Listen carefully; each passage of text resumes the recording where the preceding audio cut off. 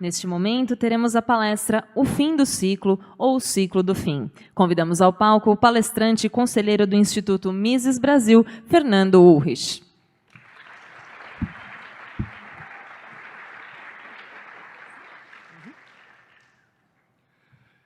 Bom dia, pessoal, tudo bem? Espero que todos estejam bem acordados. Se alguns estiverem, talvez, ressacados, vocês até vão se identificar com essa palestra de hoje aqui. Mas vamos lá. Eu vou direto ao ponto porque eu tenho muitos slides para mostrar, mas alguns são mais gráficos e dados. E essa é uma palestra que eu considero a palestra mais importante que eu vou dar até hoje. Ela reúne os meus estudos nos últimos 10 anos de escola austríaca, a minha experiência em alguns países ou momentos nos mercados financeiros e imobiliários, em que eu vi a crise se desenrolando, em que eu vi ciclos econômicos acontecendo, em que eu vi bolhas financeiras acontecendo e o que sucedeu depois desses episódios.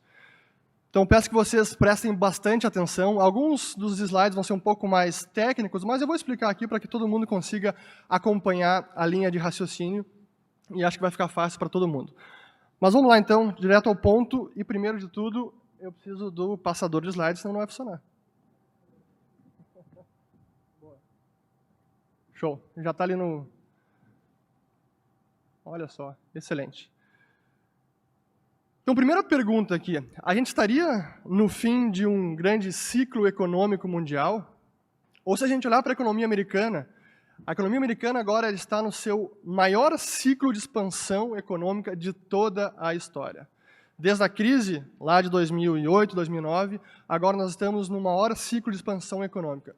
Se a economia americana seguir crescendo depois de junho, vai ser o maior ciclo realmente da história, porque o maior até hoje foi lá de março de 91 até março de 2001. Este é um gráfico que reúne os ciclos de expansão nos Estados Unidos. A fonte dos dados é do NBER, que é o National Bureau of Economic Research dos Estados Unidos, e que compila desde 1854. Então, cada uma dessas barrinhas é o ciclo de expansão econômica mensurado em meses. Então, a duração de cada um dos ciclos. Então, a gente pode ver como eles vêm aumentando ao longo do tempo. E agora, aqui, o último ciclo, o que nós estamos ainda, que já dura quase 120 meses, quase 10 anos. E, se passar de junho, vai superar o recorde que foi de 91 a março de 2001. Mas, se a gente fizer a média desses ciclos, a gente vê como de 70, ali eu peguei o período de novembro de 70, que foi um ciclo de vários meses, chega de 40 meses quase, até agora, 2019, seria uma média de 73 meses desses ciclos.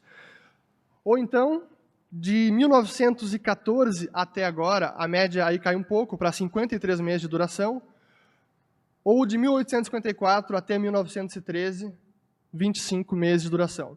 Quem já está um pouco mais familiarizado com teoria monetária vai entender o que significa esses períodos.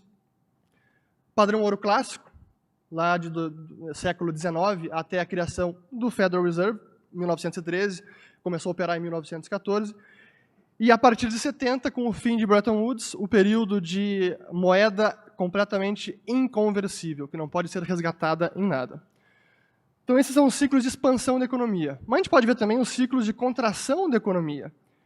E a foto é inversa. Ao invés de duração assim como o ciclo de expansão os ciclos estão durando mais, os ciclos de contração também estão durando menos. É o oposto. Aqui a gente vê lá desde 1973, que foi uma das piores, das mais duradouras crises ou contrações econômicas na história dos Estados Unidos. Foi uma crise mundial, foi a época da desmonetização da prata, era a pós-inflação da Guerra Civil Americana, enfim. Mas aqui a gente vê como esses ciclos de contração também estão durando menos agora. E a gente pode comparar aqui, de novo, com esses períodos emblemáticos, moeda inconversível, Federal Reserve e o padrão ouro clássico. Aí a pergunta que a gente pode se fazer é, ok, aqui a gente está vendo a duração do ciclo em meses, a contração do ciclo em meses, mas qual a qualidade desse crescimento? Porque a gente pode crescer durante 10 anos, mas se cresce 0,5% ao ano, não é um crescimento satisfatório. Então, qual a qualidade desse crescimento durante esse ciclo de expansão? E aqui a gente vê o PIB, o crescimento do PIB americano ao ano. Então, crescimento anual do PIB, como ele vem caindo, então a qualidade dessa duração de expansão econômica, ela vem caindo.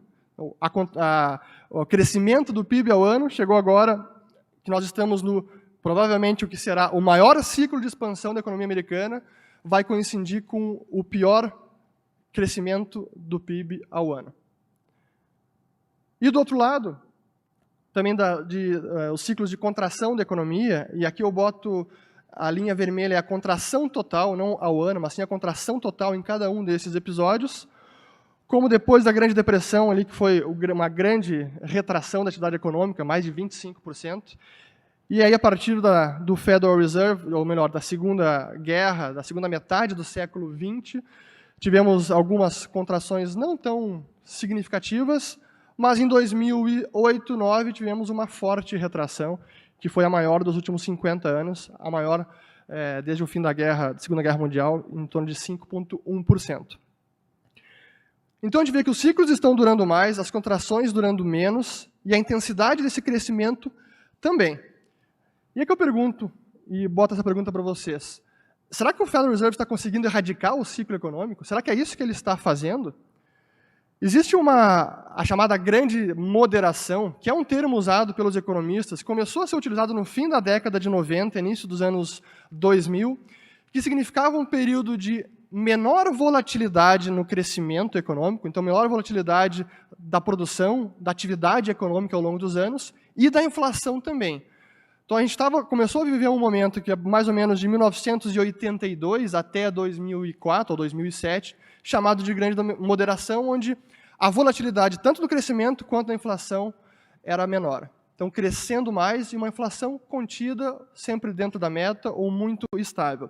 Esse é o período da grande moderação, aqui a gente tem os três principais banqueiros centrais do Fed, o presidente do Fed, o Paul Volcker, que saiu em 87 para entrar o Alan Greenspan, e depois, em 2006, 2007, que entrou o Ben Bernanke, que é o da esquerda. E este Alan Greenspan é denominado, muita gente chamava ele, talvez agora não chame mais ele assim, de o grande maestro. Ele que estava orquestrando a atividade econômica, ele inclusive utilizava esse termo também de grande moderação, e vocês veem como aqui a coincidência dos eventos, né? Esse livro foi publicado em novembro de 2001. Novembro de 2001. Coincidiu com o recorde de maior crescimento de expansão econômica dos Estados Unidos, foi nesse ano. Mas, a partir de março daquele ano, já estava tecnicamente em recessão, mas isso é algo que os economistas só registram a posteriori. E o livro foi publicado em novembro de 2001, realmente louvando o Alan Greenspan em todos os seus feitos na política monetária. E eu quero mostrar aqui um vídeo do Alan Greenspan, que acho que resume um pouco do que eu quero dizer com isso e ilustra muito bem a questão da erradicação do ciclo econômico. The difference now with central bank intervention, which is what we central bankers have learned in the last several generations, is that we have the capability not to eliminate the adjustment. That cannot be done and should not be done. But we can spread it out, smooth it out, and reduce the degree of hardship which is associated with the adjustment process. And that's the process that we at the Federal Reserve have been embarked upon to, in a sense, stretch out this adjustment by pumping significant but calibrated amounts of liquidity into the system.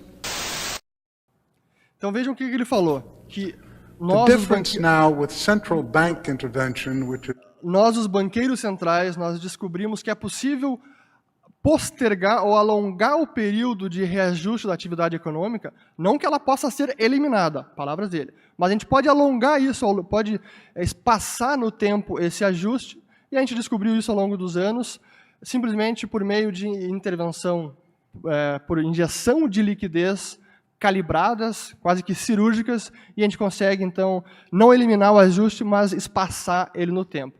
A gente já vai ver se isso realmente é possível. Essa palestra foi em 92. Mas aqui realmente a gente consegue ver os ciclos de crescimento. Aqui é o PIB da economia americana em relação ao ano anterior, trimestral. Vocês veem como a volatilidade realmente está reduzindo. Ou comparando aqui o PIB da economia americana com a inflação, que é a linha vermelha. Para quem não conhece esses gráficos aqui, as barras em cinza significam os períodos de recessão da economia americana. Até por sinal, vou fazer aqui um grande elogio ao Federal Reserve. O sistema deles de estatística e de produção de gráficos é fantástico. É gratuito, pode acessar, é o Fred de St. Louis. É muito bom. Mas essa vai ser o único elogio que eu vou fazer aqui sobre o Fed hoje. Mas qual é a forma que o Banco Central, que o Fed tem de realmente atuar no ciclo econômico? Porque o Fed não produz nada, o Fed não consegue criar nenhum bem magicamente. A única forma que ele tem é realmente, como bem disse o Alan Greenspan, é injetando liquidez. É criando instrumentos monetários, concedendo empréstimos ou dando empréstimos, dando dinheiro para os bancos, para o sistema bancário ou até para o soberano. Essa é a única ferramenta que o Banco Central realmente tem, que é a manipulação dos juros por meio da injeção de liquidez. Então, esse é o único martelo que o Banco Central americano tem. E a gente vê como esse martelo foi utilizado ao longo das últimas décadas. Aqui eu pego de novo o Paul Volcker lá, que foi o banqueiro central o mais alto daquela foto que eu botei com os 3 banqueiros. O Alan Greenspan foi o banqueiro central mais longevo da história do Fed. Aí o Ben Bernanke, a partir de 2007. E depois ali a Janet Yellen, que também já saiu. E aqui a gente vê a taxa de juros americana ao longo desse período. E vejam como, naquele soluço que houve lá em 2001, o Alan Greenspan ainda estava ao comando do Fed, e houve um soluço da atividade econômica. O que o Alan Greenspan fez? Bolha da Nasdaq, uma das piores bolhas desde a Grande Depressão, até aquele momento. E o que aconteceu? Baixou os juros para retomar a atividade econômica. E não apenas juros, mas também, como eu falei, a injeção de moeda no sistema, a criação de liquidez, que eu traduzo por criação de reservas bancárias, que são os dígitos eletrônicos que o Banco Central cria e deposita ou credita nas contas dos bancos, ou de papel moeda também, impressão de papel moeda. Mas aqui é principalmente criação de reservas bancárias, que é simplesmente apertar uma tecla no computador. Eu não estou brincando e exagerando. É exatamente, literalmente assim que um Banco Central cria moeda hoje. É digitando no computador. Simplesmente assim. Aqui a gente vê, então, a base monetária mundial, desde lá de 1970 até agora, 2019. Vejam quando chegou em 2007, lá em 70 era pouco menos de 500 bilhões, base monetária global. Aqui temos dólar, euro, ien, libra, yuan e as outras moedas. Em 2007 chegou a 5 trilhões, julho de 2007. De 2007 para 2019, mais 15 trilhões e batemos em 20 trilhões de criação de moeda pelos bancos centrais por meio de simples dígitos eletrônicos no teclado. É exatamente assim. E é por isso que agora a gente começa a ver alguns economistas, esse é o Larry Kudlow, que é o diretor do National Economic Council, dizendo que ele acredita que ele, na vida dele, não mais verá as taxas de juros subirem. Isso foi em dezembro, depois que o Fed retrocedeu e disse, opa, a gente não vai mais subir os juros, e vocês já vão entender o porquê disso. Ou então, esse que é o Chief Equity Strategist, é o head de ações do JP Morgan, que foi numa entrevista agora em abril, dizendo que talvez a palavra ciclo nem seja mais relevante, dado que temos tanto envolvimento não convencional dos bancos centrais. E eu concordo com ele nessa visão, acho que resume bem por que os bancos centrais estão, talvez, erradicando a própria palavra ciclo econômico. Então, vale a pena a gente entender um pouco melhor quais são as fases do ciclo econômico. Se a gente olhar aqui, isso é um gráfico ilustrativo, a linha vermelha seria a atividade econômica. Nós temos o ciclo de expansão, então ali, quando tudo vai bem, a economia cresce, todos os investimentos dão certo, o pessoal está cada vez mais feliz, como bem ilustra aquela capa da revista Isto É, que foi em 2010, ilustrando os brasileiros sorrindo, dizendo o brasileiro nunca esteve tão feliz. Claro, a gente estava no meio de uma bolha gigantesca de crédito, todo mundo fica feliz.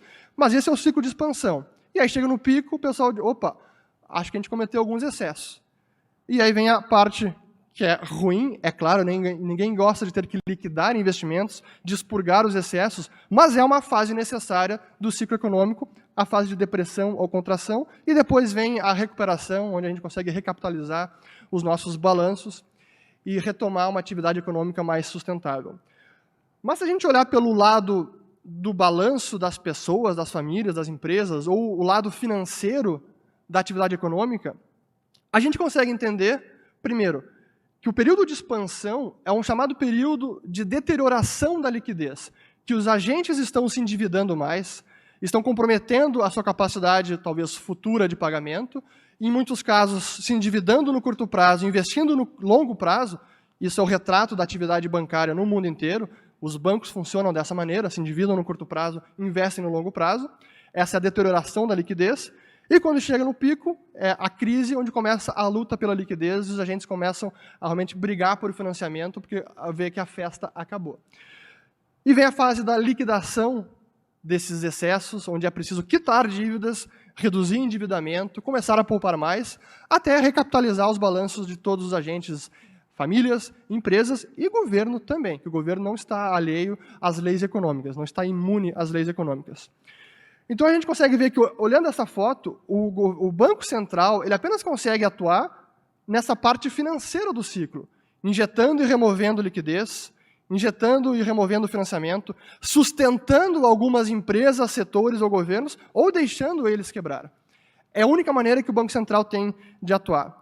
E aí, nos últimos anos, como foi essa injeção de liquidez pelos bancos centrais? E aqui que a coisa começa a ficar muito interessante. Esse é o balanço do Banco Central americano. Em cima, o ativo e embaixo, o passivo, liabilities. Aqui mostrando ali como começou a partir da crise de 2008, e aí o QE1, que é o Quantitative Easing, afrouxamento monetário, a primeira rodada de compra de ativos em escala maciça pelo Fed, que começou em março de 2009. Guardem essa data, porque eu vou voltar a ela. Março de 2009. E o que o Fed comprou aqui? Títulos do Tesouro Americano, de tudo que é duração, de 3 meses, 6 meses, 1 ano, 10 anos, 30 anos, e botou no seu balanço, e hipotecas às famílias americanas, coisa que os bancos estavam carregando nos seus balanços, e era considerado, talvez, ativos tóxicos, o Fed comprou e botou no seu balanço. Mas a gente pensa, pô, mas esse não é justamente o papel do Banco Central, não é ele o prestamista de última instância, o lender of last resort, não é isso que ele tem que fazer em momentos de crise, é simplesmente conceder empréstimos e manter o sistema que não colapse? Pelo menos isso era o que o Walter Bagehot, que é um jornalista britânico do século XIX, escrevia muito sobre o mercado financeiro, e esse livro dele, até hoje, de 1873, Lombard Street, uma descrição do money market, do mercado de dinheiro, mercado financeiro, onde ele escreveu uma máxima e que os banqueiros centrais vinham até hoje levando quase que à risca esta máxima, que dizia que os bancos centrais deveriam lend freely at a penalty rate against good collateral. Emprestar à vontade, mas com uma taxa punitiva e apenas contra um ativo de qualidade, colateral de qualidade. Mas será que foi isso que os bancos centrais fizeram nesses últimos anos? Se a gente olhar aqui, os tipos de ativos que foram adquiridos pelos bancos centrais. Começando aqui no centro, dívida soberana, o Federal Reserve, o Banco Central americano, comprou muita dívida do governo americano e hipotecas das famílias americanas. O Banco Central Europeu comprou tudo que é título dos países da zona do euro, da periferia, mesmo os que estavam, ou principalmente aqueles que estavam em apuros fiscais, os países dos PIGs, Portugal, Irlanda, Espanha, Itália, Grécia. Mas não apenas isso, o Banco Central Europeu também começou a comprar dívida corporativa. Ali eu botei apenas alguns exemplos de dívida, títulos de dívida, imaginem debêntures que, por exemplo, poderiam as corporações emitir, e o Banco Central Europeu está comprando isso. Então, comprou dívida da BNBEV, da empresa ferroviária da França, a SNCF, da BMW, da Volkswagen, da Mercedes-Benz. Imagine que o Banco Central do país, é como se o Bacen estivesse aqui comprando dívida da Embev, da Vale, da Petrobras, da Gerdau. Esse é o tipo de ativo que o Banco Central está adquirindo nesses países. E é óbvio que isso tem um efeito muito importante, porque são sinais e incentivos. Isso foi em 2015, na semana que o Banco Central Europeu disse, a gente vai começar agora com um programa de compras de títulos corporativos. O que aconteceu? Se vocês fossem uma empresa, o que vocês iam pensar? Pô, agora é a hora de se alavancar, que o Banco Central vai comprar minha dívida. Olha que espetáculo. O cara pode imprimir dinheiro e vai comprar minha dívida. Show! Na semana seguinte, na semana que foi anunciado, todas essas empresas anunciaram também que estavam indo ao mercado levantar dívida. É óbvio. Incentivo. Aí vemos o Banco Nacional da Suíça, o Swiss National Bank, que é o Banco Central da Suíça, que não apenas também comprou dívida soberana, dívida corporativa, mas começou a comprar ações também. O Banco Nacional da Suíça tem mais de 80 bilhões de dólares em ações tudo que é ação americana. Apple, Amazon, simplesmente, como ele não é um gestor de fundo, ele pega o índice de ação e compra a varrer. Vai raquetando tudo que é ação que está contida no índice. Ele é um dos principais, o Banco Nacional da Suíça é um dos principais acionistas da Apple. Aí quando a gente olha o Banco do Japão, aí que a coisa realmente fica de arrepiar. Se isso já não bastasse, o Banco do Japão comprou tudo isso, mais fundos imobiliários. Então o Banco do Japão é dono, imagina os FIIs que vendem aqui na Bolsa, o Banco do Japão tem FIIs também lá no Japão. E não apenas isso, ele também tem os ETFs, os chamados Exchange Traded Funds, que são fundos que são negociados em Bolsa. Mas ele não tem apenas ETF, ele tem 80% do mercado total de ETF do país. 80% está no Banco Central do Japão. Em termos percentuais, é o maior caso de afrouxamento quantitativo ou de injeção de liquidez em relação ao PIB. Já ultrapassa 100% do PIB o balanço do Banco do Japão. Na Europa é 35%, nos Estados Unidos também é cerca de 35%.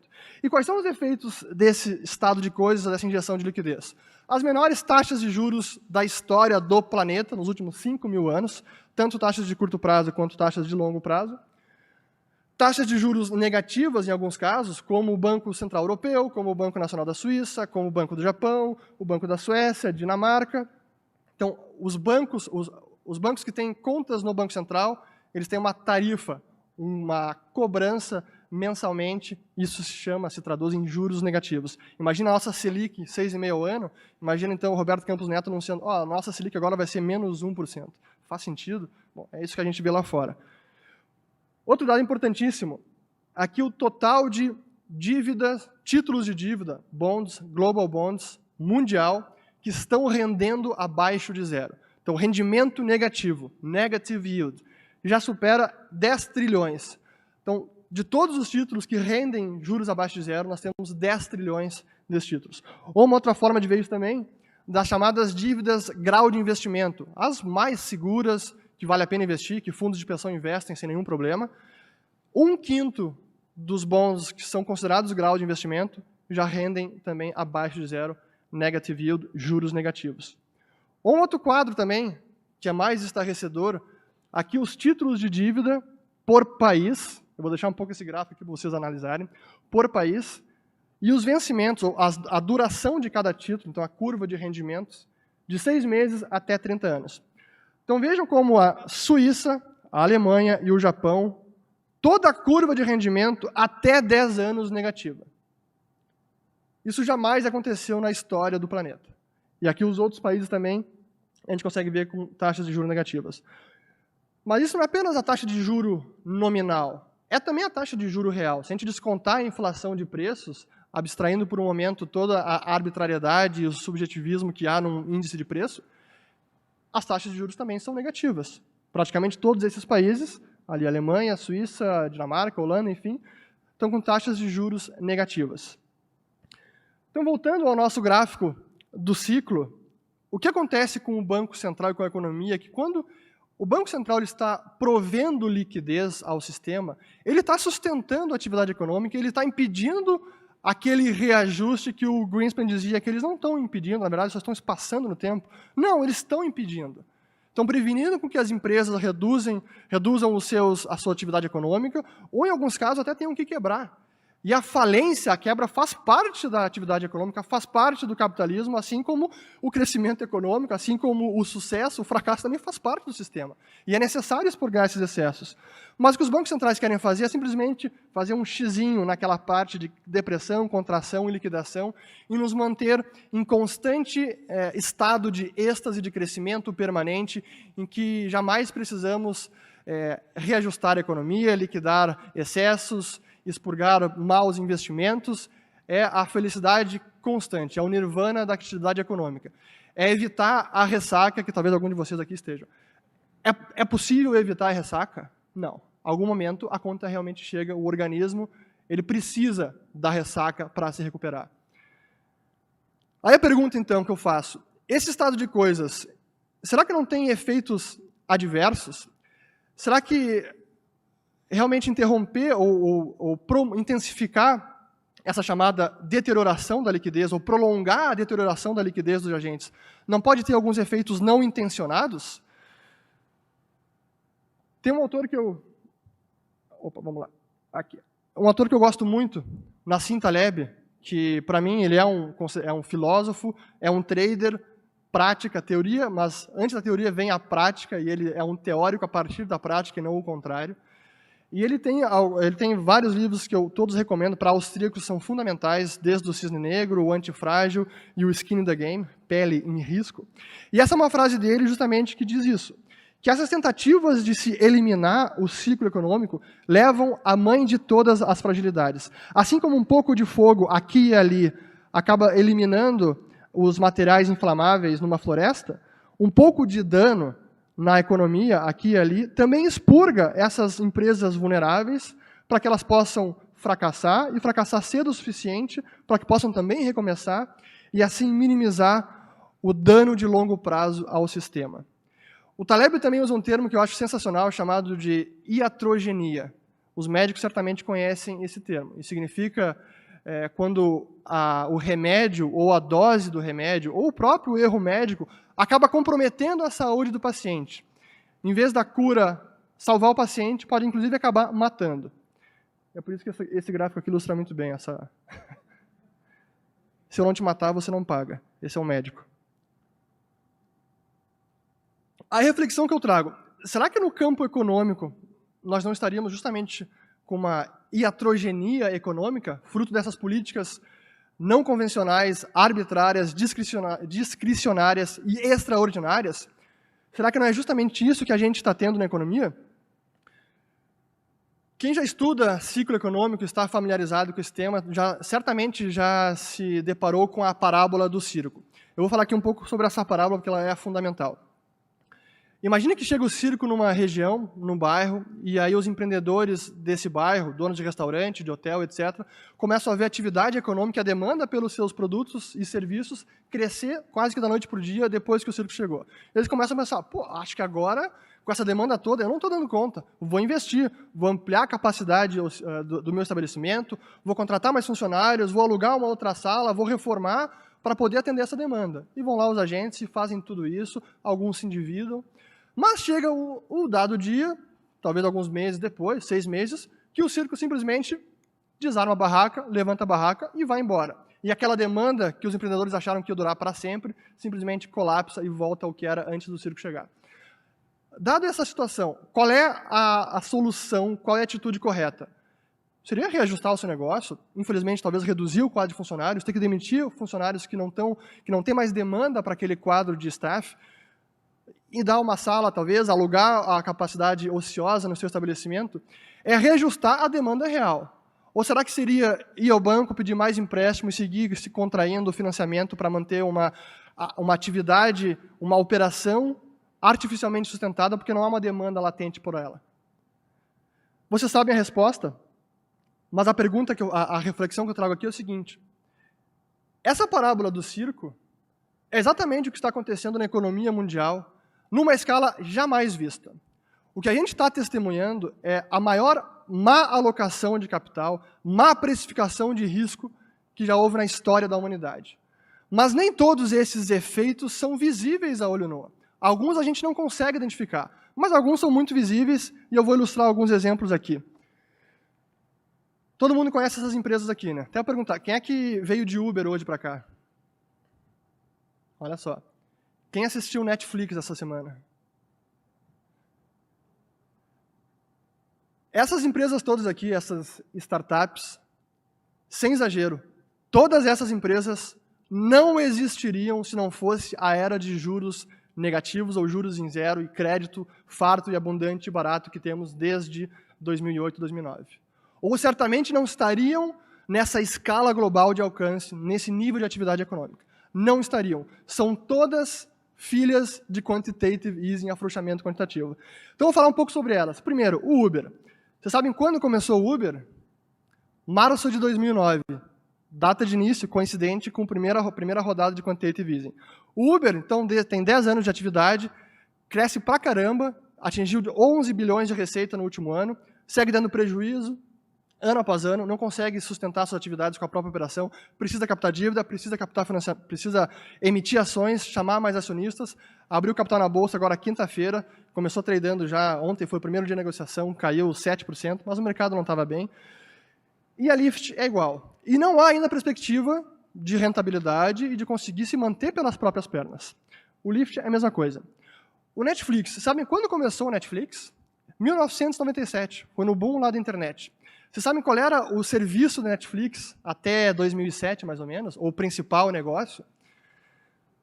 Certamente os mais velhos aqui se lembram da época que a gente ia na locadora com VHS, alugava filme, assistia em casa, rebobinava, devolvia a fita. A gente migrou para o DVD, a locadora alugava DVD, não precisava mais rebobinar a fita, felizmente, mas a gente ia lá, alugava e devolvia. O Netflix fez um sistema diferente, onde você assinava mensalmente, 20 ou 30 dólares, e recebia 3 DVDs por correio.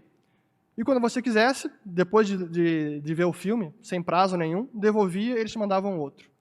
Eles ainda têm esse modelo de negócio, mas não é o principal. O principal agora é vídeo on streaming, que começou a partir de 2007, vídeo on demand, streaming.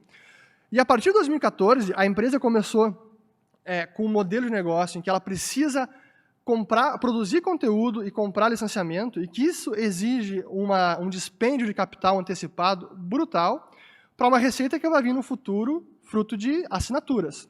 Isso quer dizer que hoje ela segue um modelo de financiamento que a operação não paga, não se sustenta, e ela precisa emitir dívida constantemente. De 0 dívida em 2014, ela já tem mais de 10 bilhões de dívida agora em 2019, para uma receita de cerca de 15 bilhões de dólares.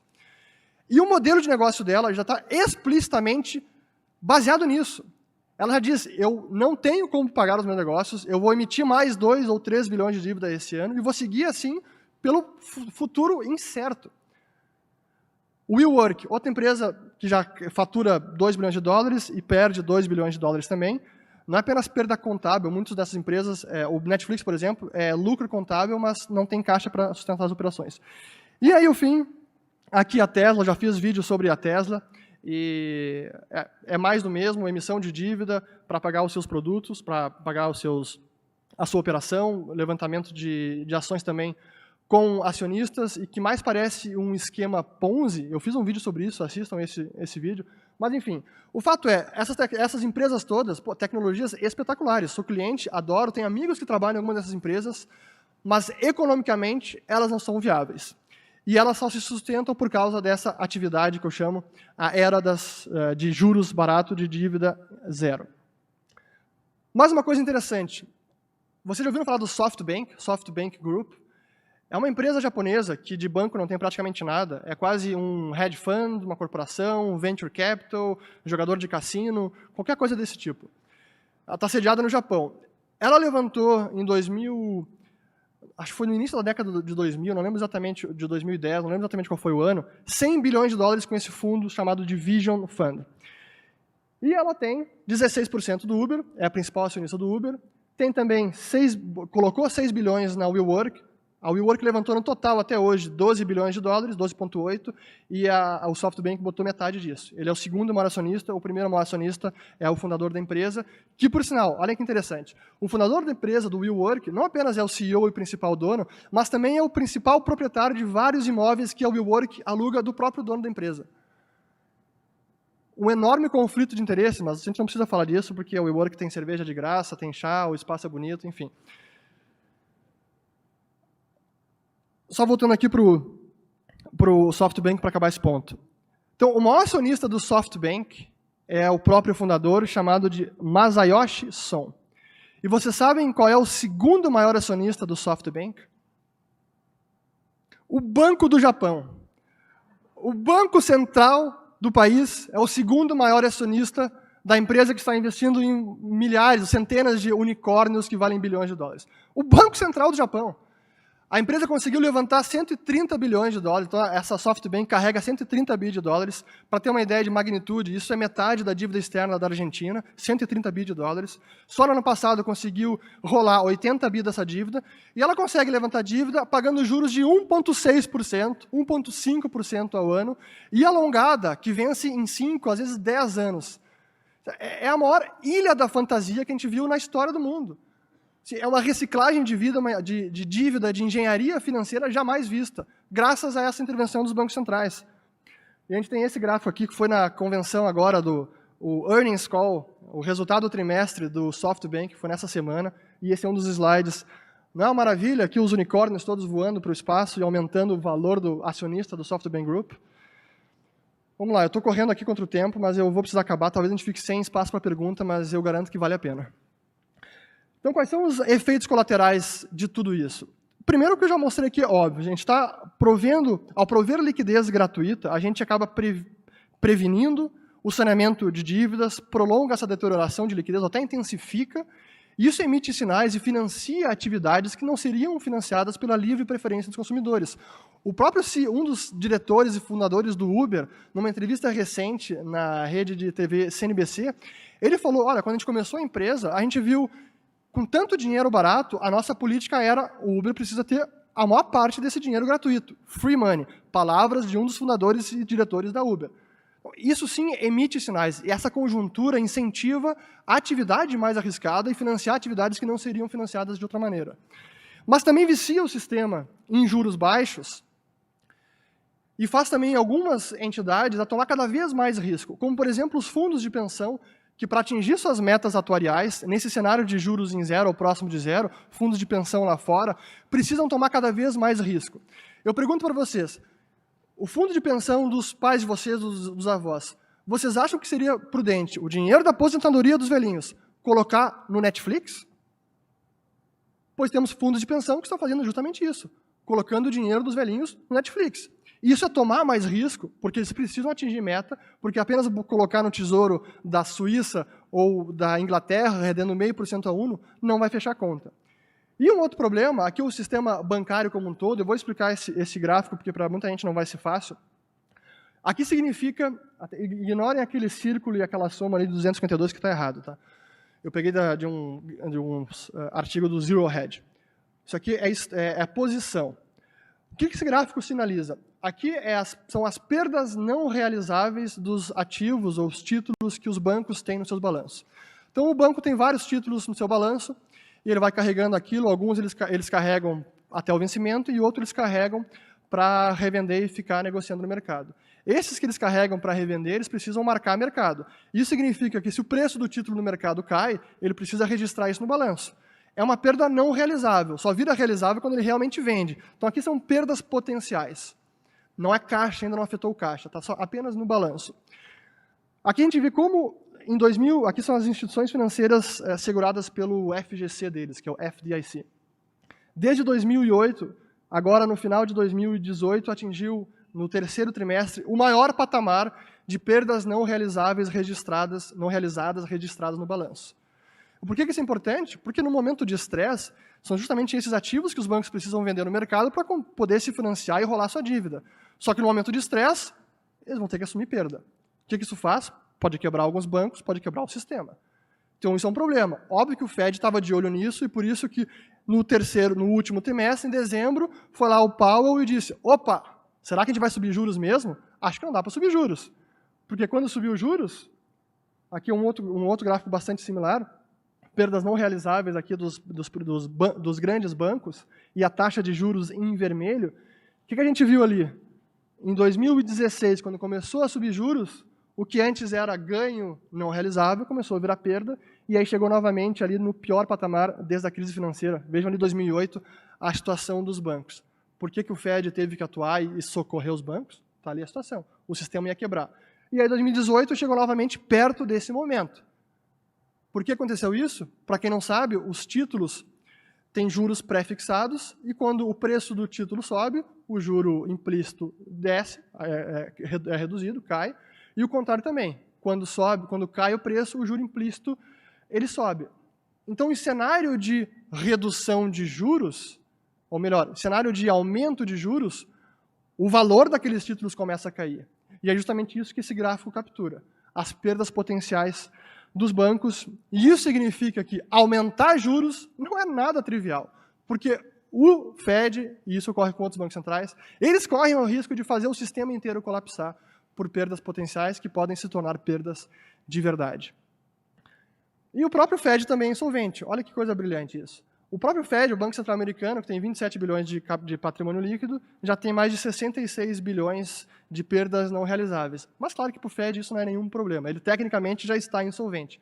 Mas ele pode emitir dinheiro e o Tesouro pode recapitalizar a hora que quiser. Então, voltando ao título dessa palestra, o fim do ciclo ou o ciclo do fim. será que a gente realmente está testemunhando o sucesso dos bancos centrais em conseguir erradicar o ciclo econômico? Ou seria o que eu chamo de ciclo do fim desse grande experimento de moeda administrada, managed money, de moeda elástica, que acabamos no chamado ciclo do intervencionismo? Uma intervenção não surte o efeito desejado, é preciso outra intervenção, e assim sucessivamente? É claro que vocês sabem a minha resposta, mas eu vou colocar mais alguns exemplos para ilustrar isso. Não apenas os juros estão em menores patamares da história, mas os bancos centrais estão pensando em reduzir ainda mais os juros. O Banco Central americano já disse, olha, vamos segurar, talvez a gente pode até baixar, quem sabe. Outros bancos centrais talvez vão intensificar essa rodada de redução dos juros e comprar mais ativos potencialmente. Mas qual é o problema de juros negativos? É que tem também papel moeda, e papel moeda a gente não consegue tarifar o papel moeda que a gente está usando aqui e que está em circulação. Então qual é a situação? Para corrigir uma intervenção que não dá certo, vamos botar outra intervenção no caminho e abolir o dinheiro espécie, abolir o papel moeda.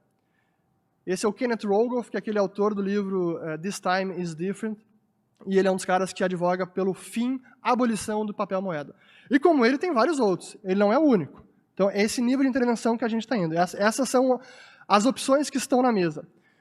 O Banco Central do Japão, isso aqui é do site do Banco Central do Japão, que eu acho sensacional, dizendo que aqui essa é a meta dele, ó, de Price Stability Target, alvo de estabilidade de preço, de 2%, Quantitative and Qualitative Monetary Easing, então, afrouxamento quantitativo e qualitativo, e o melhor, controle da curva de juros, da curva de rendimento. Bom, está controlando absolutamente tudo. E mais uma ideia de Inflation Overshooting Commitment. Então, ele está se comprometendo a não apenas bater a meta de inflação de 2% ao ano, mas ultrapassar essa meta e manter ela lá por vários anos. E ele não está conseguindo. Acho que a gente tem que mandar para ele lá o Guido Mantega, Arno Agostinho, Tombini, que eles vão conseguir rapidinho.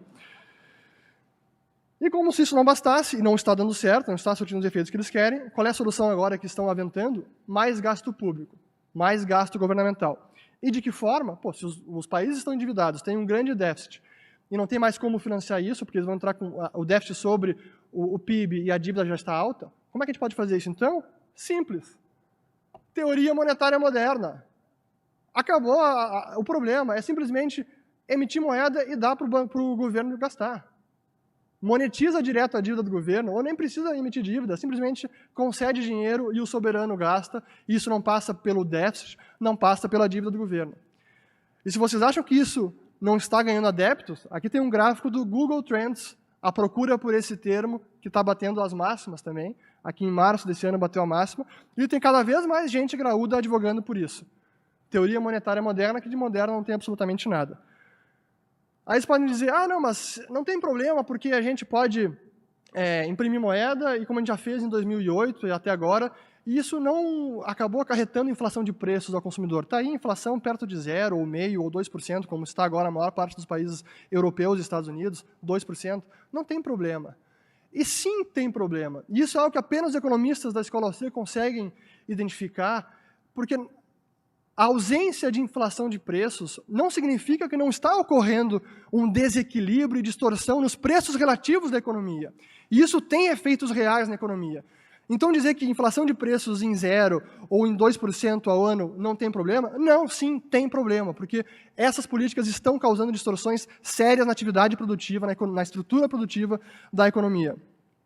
E aqui vem a pergunta também, dado tudo isso, afinal de contas, qual é a patologia econômica? Qual é o mal que a gente está sofrendo? É um crescimento pífio? É a inflação de preços muito baixa? Porque de consumidor, tudo bem, não está tão alta, mas os ativos financeiros estão todos aí, superando as máximas históricas, índice de ações, dívida governamental, dívida corporativa, imóveis em vários países. Então, sim, está tendo inflação de preços em vários preços, a não ser de consumidor. Agora, se o objetivo é realmente inflacionar os preços, eu vou sugerir aqui algumas medidas que eu tenho certeza que são, talvez esdrúxulas, mas infalíveis. O primeiro, programa de compras no atacado e no varejo. Vamos botar o Banco Central, em vez de ficar comprando dívida do governo e ação de empresa, vamos lá no armazém do seu Zé da esquina comprar, vamos no mercado comprar bens e produtos, vamos comprar bens de capital, geladeira, TV, compra qualquer tipo de produto que impacte o nível de preços. Mas se isso não der certo, a gente pode fazer então um programa de remarcação obrigatória de preços. Se a gente pode evitar que os preços subam controlando os preços, não permitindo que os empresários subam os preços, a gente também pode fazer com que os preços subam, obrigando os empresários a remarcar os preços. Não é simples? Ou então, lei das compras mínimas por unidade familiar. Por que as famílias estão gastando tão pouco? Elas precisam gastar mais. Esse é o problema, a inflação é muito baixa. Não poupem, tem que gastar. E vão obrigar as famílias a gastar mais. Ou então um programa de desconstrução civil e de infraestrutura. Vamos destruir prédios, destruir pontes, destruir estradas e reconstruir novamente. É a versão moderna do Keynes de tapar buraco. Pô, não tem como não dar certo. Ou então, para finalizar, programa de consumo alternativo de produtos. Em vez de comprar produtos no atacado, no varejo e consumir, vamos ser mais radicais ainda. Vamos comprar produtos e destruir a produção. Que tal? Aí você pode pensar, não, isso é completamente... Agora eu passei do limite. Isso é uma idiotice completa. A não ser quando a gente se lembra que em 1930, o nosso país, com Getúlio Vargas, queimou bilhões de quilos de café para sustentar o preço do café. Que tal essa? Então, até nisso o Brasil foi pioneiro.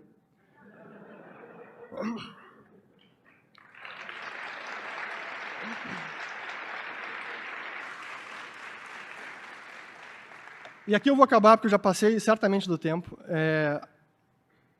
Quando a gente olha todo esse estado de coisas, o diagnóstico, a situação do sistema, o nível de intervenção, as alternativas que estão na mesa, como a ciência econômica predominante está olhando o problema e as soluções que eles estão propondo, para mim tem 3 perguntas básicas que, se fossem perguntadas e respondidas adequadamente, tudo isso cairia por terra. E a gente começa, primeiro, para que serve o preço, afinal de contas? Preço é um dado arbitrário?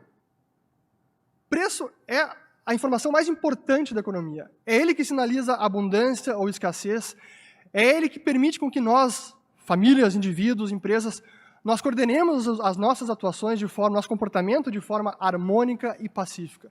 Tudo isso através do preço. Preço administrado é um oxímoro. Você não administra preço. Preço é determinado pela livre força de oferta e demanda. Preço é determinado no mercado. Se você define um preço em lei, já não é mais preço, é um dado arbitrário.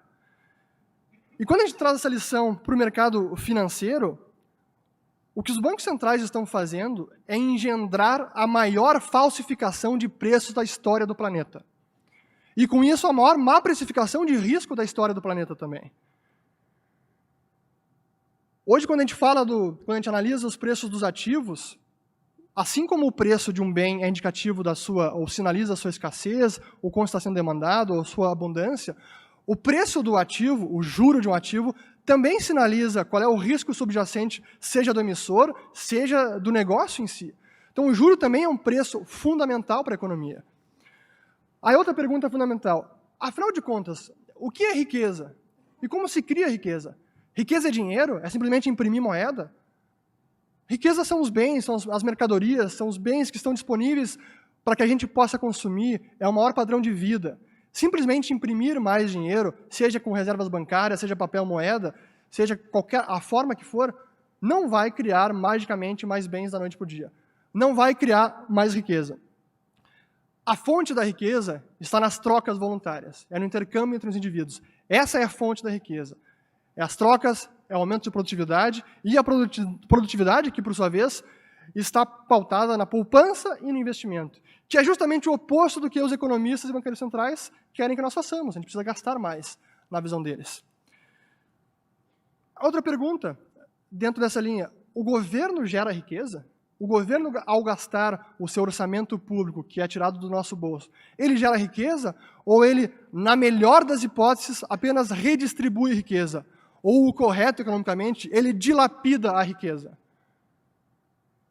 E por fim, a última pergunta, o que afinal é o dinheiro?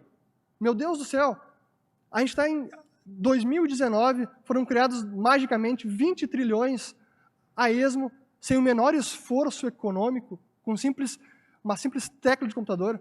O que afinal é o dinheiro? Hoje o dinheiro virou um instrumento de manipulação, de sustentação artificial de atividade econômica, de resgate de governos, de indústrias, de setores, de bancos. Para que serve o dinheiro afinal? E o pior de tudo é que não apenas é hoje uma abstração completa, como é também um sistema de controle pelos bancos centrais e pelo sistema financeiro como um todo também. Além de tudo, é um sistema de controle.